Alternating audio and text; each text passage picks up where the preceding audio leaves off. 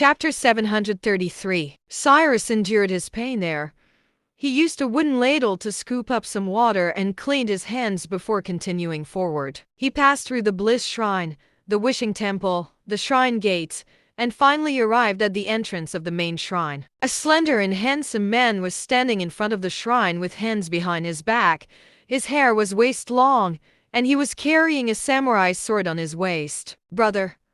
Cyrus stopped in his tracks. Yeren looked at Cyrus and did not speak for a long while. "I want to meet father," said Cyrus coldly. Yeren smiled, revealing his pearly white teeth.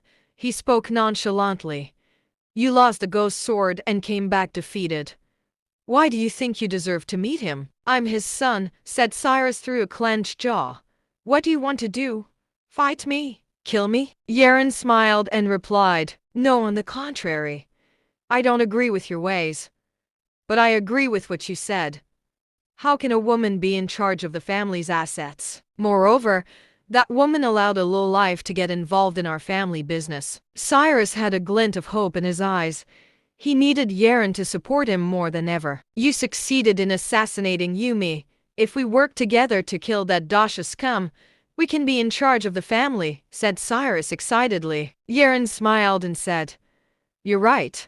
But we don't have to do it ourselves." "What do you mean?"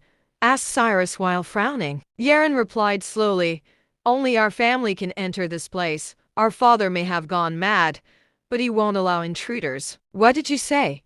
What do you mean?" A figure slowly appeared as Cyrus spoke. He walked towards them. The ninjas immediately surrounded them with alarming demeanors. The assassins who lurked in the dark were also staring at the figure. "How dare you trespass this sacred place?" asked Cyrus angrily. Wilbur looked around while laughing.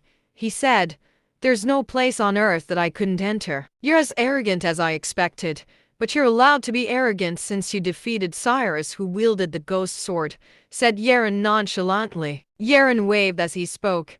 A surge of spiritual energy crushed the entrance of the shrine. There was a statue that was several meters high in the shrine. It was a statue of a goddess with godly clothing and a long spear in her hand. The statue was looking down like she was gazing upon the mortals. A wrinkly old man was sitting before the statue. The old man had an empty and lifeless gaze. He looked towards the outside in a daze as if he had lost his soul. Wilbur frowned and asked, "Are you seriously letting a crazy person fight me?" Yeren replied nonchalantly, "My father was near his death, so he sacrificed his soul and gained divine power from goddess Asenthia. That allowed him to stay alive, but it cost him his mental health. He has lost his mind, but his powers improved instead. Also, only a gardener is permitted to enter this place." "Who are you? How dare you trespass the shrine?" Then Cain stood up. A surge of spiritual energy instantly exploded from his body. A terrifying pressure washed over the shrine. The windows and doors were broken, and the walls crumbled. Cain formed a long spear in his arm. It was ignited in spiritual flames and had a lot of runes.